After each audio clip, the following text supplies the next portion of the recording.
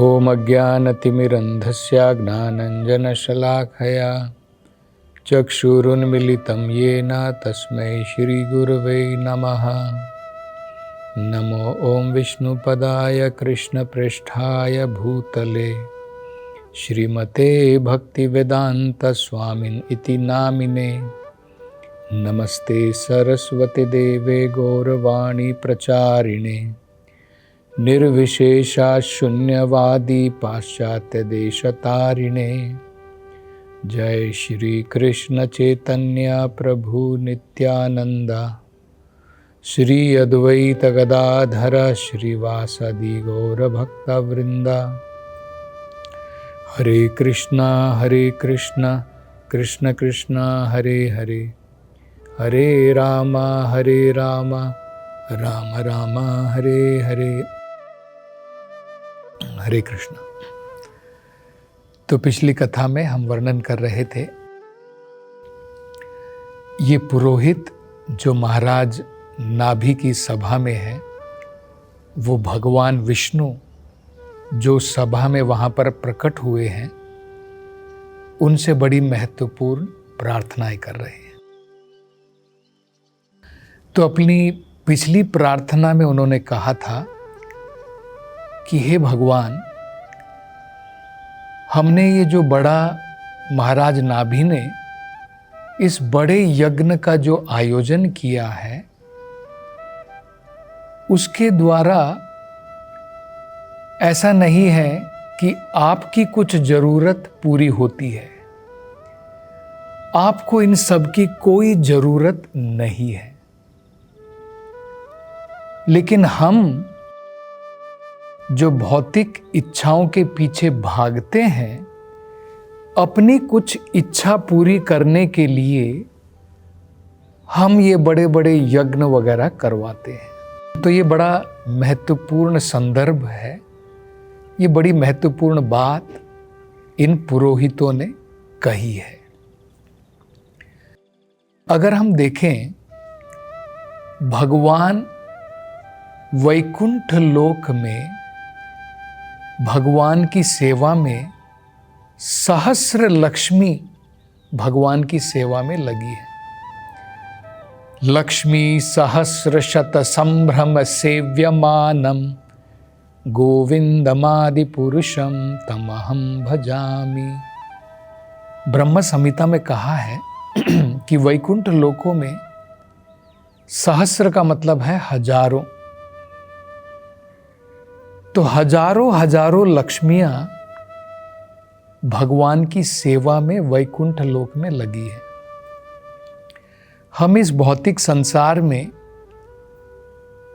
माता लक्ष्मी की अनुग्रह प्राप्त करने के लिए हम अनेकों प्रकार के प्रयास करते हैं, लेकिन यही हजारों ऐसी लक्ष्मियां भगवान की वैकुंठ धाम में सेवा के लिए आतुर हैं।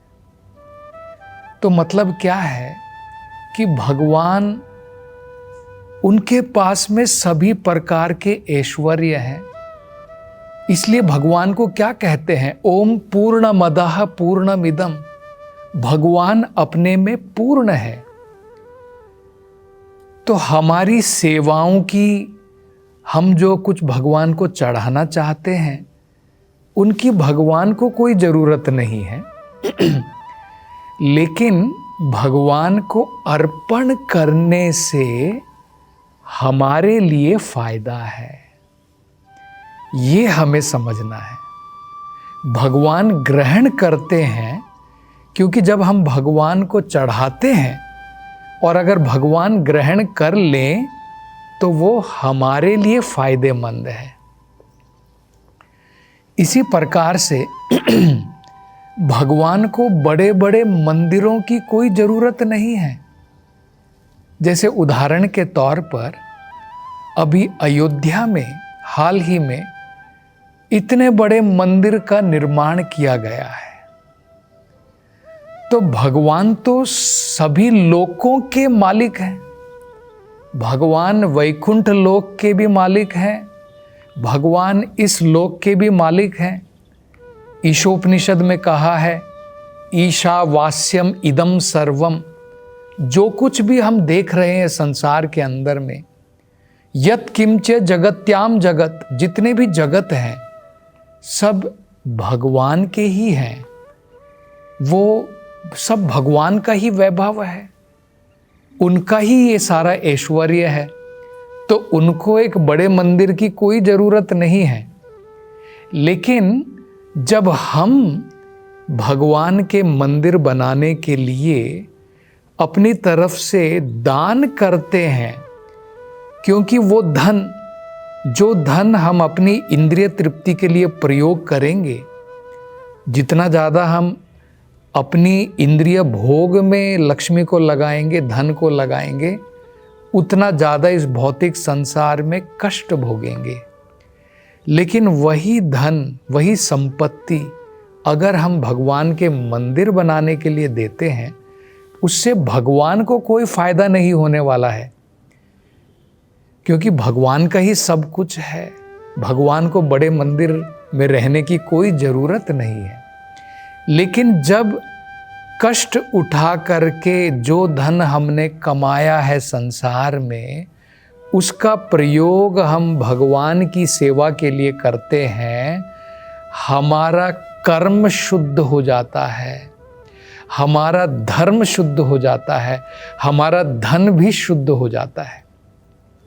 वो हमारे फायदे के लिए है।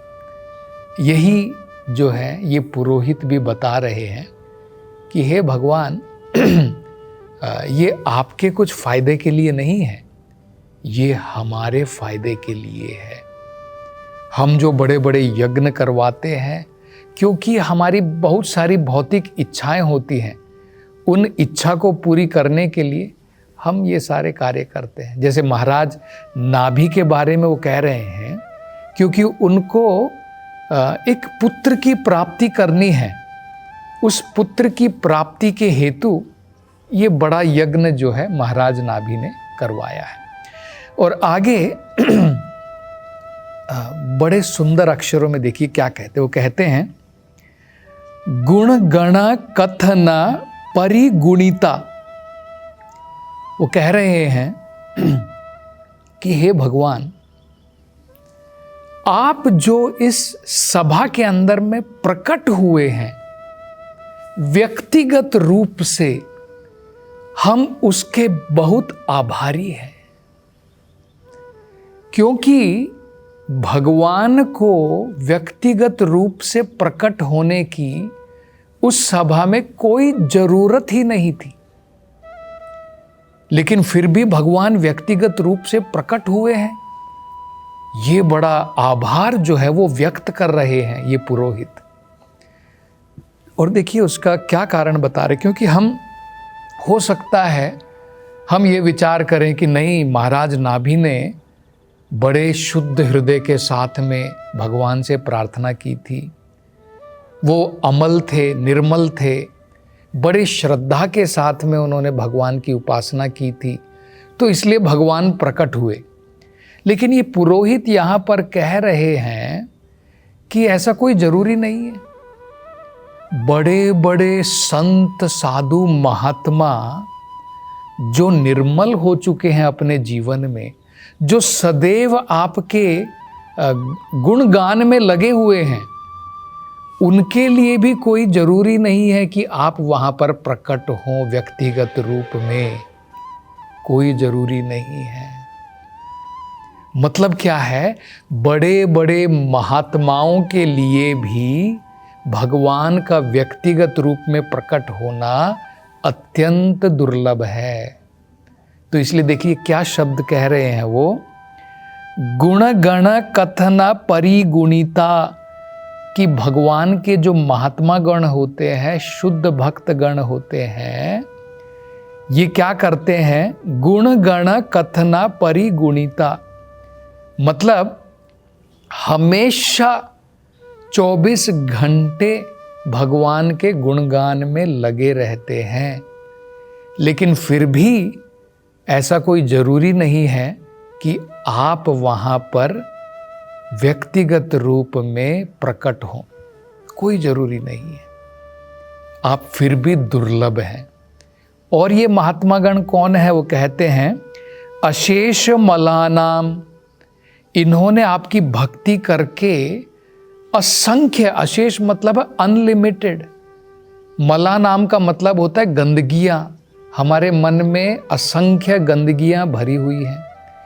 आपकी भक्ति में लग करके इन महात्माओं ने असंख्य अपने अनर्थों का निवारण कर लिया है, उनको जला करके राख कर दिया है।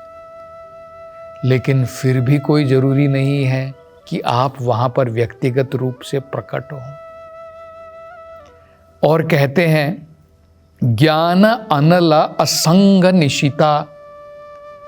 इन महात्माओं ने ज्ञान अर्जित करके, ज्ञान अनला, ज्ञान को एक अग्नि बताया जाता है जिसके द्वारा हमारे अज्ञानता को जला दिया जाता है, उसका नाश हो जाता है। असंग निशिता, और उससे क्या होगा कि इस भौतिक संसार में जो संग दोष है, हमारी एक प्रकार से आसक्ति बनी हुई है भौतिक गुणों से, भौतिक संसार से, उससे हम असंग हो जाते हैं, मतलब निरासक्त हो जाते हैं। हमारी आसक्ति भौतिक संसार से छूट जाती है। मतलब क्या है? जो भगवान की भक्ति में लगा है उसकी आसक्ति अब भौतिक संसार में नहीं रहती है। तो ऐसे महात्माओं के लिए भी वो कह रहे हैं कि भगवान आप बड़े दुर्लभ हैं। और क्या कहते हैं? आत्म आरानाम। ये भक्त लोग जो हैं आपकी भक्ति करके आत्म संतुष्ट हैं, मतलब इन्हें भौतिक संसार से कोई संतुष्टि की जरूरत नहीं है, लेकिन फिर भी आपके व्यक्तिगत रूप के दर्शन प्राप्त करना इन महात्माओं के लिए भी दुर्लभ है। इसलिए भगवान हम बड़े आभारी हैं कि हम तो कोई शुद्ध भक्त नहीं है, लेकिन फिर भी आप जो हैं, जो भक्त वत्सल हैं, जो अपने भक्तों के ऊपर कृपा करते हैं, और आपकी कृपा अहेतुकी है, उसका कोई कॉज नहीं है, मतलब उसका कोई कारण नहीं है कि हमने भक्ति की इसलिए आप प्रकट हुए, उसका कोई कारण नहीं। आपकी अहेतुकी कृपा के द्वारा आप इस सभा में प्रकट हुए हैं, और इसके लिए हम अपना आभार, कृतज्ञता हम व्यक्त कर रहे हैं। और अब अपनी अगली प्रार्थना में वो क्या कहते हैं, देखिए वो कहते हैं कि भगवान कई बार कुछ परिस्थितियां हमारे जीवन में ऐसी आ सकती हैं जब हम आपकी भक्ति में लगे हैं, लेकिन हो सकता है कि कुछ कठिनाइयों के समय में हम आपके नाम, हम आपके रूप, आपके गुणों को याद न कर सके, उनका गुणगान न कर सके। तो कृपा करके हमारे ऊपर कृपा बनाए रखिए कि जब कोई विपत्ति की, संकट की अवस्था भी आ जाए, कोई ऐसी परिस्थिति आ जाए, जैसे मान लो व्यक्ति बीमार हो जाता है, हमने भक्ति की है, हम भगवान की भक्ति में सदैव लगे रहते हैं, लेकिन कई बार बीमार अवस्था में ऐसा हो सकता है कि हमारा मन जो है उस समय हम भगवान को याद ना कर सकें, या फिर कोई और परिस्थिति हो सकती है। तो वो प्रार्थना कर रहे हैं कि भगवान आपकी कृपा बनी रहेगी तो किसी भी अवस्था में हम आपको याद कर सकेंगे, क्योंकि खासकर जब हम इस शरीर का त्याग करते हैं वो अवस्था बहुत महत्वपूर्ण होती है।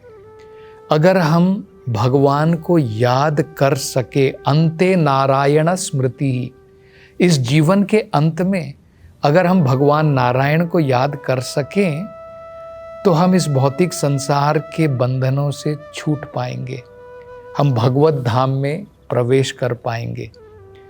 तो यहाँ पर देखिए क्या क्या परिस्थिति वो बता रहे हैं। वो कह रहे हैं स्खलना। कई बार आपने देखा होगा हम चल रहे हैं, हम ठोकर खा कर के जोर से गिर सकते हैं या गिरने की अवस्था में हो सकते हैं। तो इस भौतिक संसार में ऐसी परिस्थितियां आ सकती हैं जब हम ठोकर खा जाएं और हम गिर सकते हैं अपने स्थान से। तो कह रहे हैं कि भगवान ऐसी परिस्थिति में हमारे ऊपर कृपा बनाए रखिए कि फिर भी हम आपके नाम, आपके गुणों, आपके रूप का स्मरण और उनका उच्चारण कर सके। अगली परिस्थिति वो कहते हैं शुता। जब आदमी बहुत भूखा होता है तो वो भगवान को कहाँ से याद करेगा। इसलिए हम लोग कई बार कहते हैं ना कि पापी पेट का सवाल है। मतलब जब हम लोग अपने पेट के लिए भाग रहे हैं संसार में, तो हमारे पास में भगवान के लिए समय कहाँ रहता है। तो जब हम भूख से बहुत पीड़ित होते हैं तो हम भगवान को भूल सकते हैं, भगवान के नाम को, भगवान के रूप को, भगवान के गुणों को, भगवान की लीलाओं का स्मरण नहीं रह पाता है। तो ये प्रार्थना कर रहे हैं पुरोहित कि भगवान ऐसी अवस्था में भी हमारे ऊपर कृपा कीजिए कि हम आपको सदैव याद कर सकें। तीसरा वो कह रहे हैं जृंभना। जृंभना का मतलब होता है जम्भाई लेना। तो जब हम नींद की अवस्था में होते हैं, जब हम जम्भाई ले रहे हैं, मतलब हम नींद की अवस्था में हैं, तो हमारा मन कहाँ भगवान में होता है। हम तो स्वप्न लोक की तरफ जा रहे हैं। तो प्रार्थना कर रहे हैं कि भगवान इस प्रकार की परिस्थिति में भी हम आपको याद कर सकें, आपकी लीला, आपके गुण, आपके नाम का हम उच्चारण कर सकें। दुर्वस्थानः मतलब होता है कोई ऐसी भयंकर परिस्थिति में आ जाए, कुछ एक्सीडेंट हो जाए, ऐसी परिस्थिति में आ जाए जहाँ पर हम आपको याद न कर सकें। या ज्वर मरण दशायाम, या फिर ऐसी परिस्थिति में जब हमारा मरण निश्चित है और बहुत तेज बुखार आ जाता है मरने के समय में, तो उस समय में भगवान को याद करना, भगवान के नाम को याद करना बहुत मुश्किल है। केवल भगवान की कृपा मात्र से ऐसा हो सकता है। तो जैसे ये पुरोहित प्रार्थना कर रहे हैं, उसी प्रकार की प्रार्थना हमें भी करनी चाहिए। तो और आगे ये भगवान से क्या प्रार्थना करते हैं, इसकी चर्चा हम अगली कथा में करेंगे। हरे कृष्णा।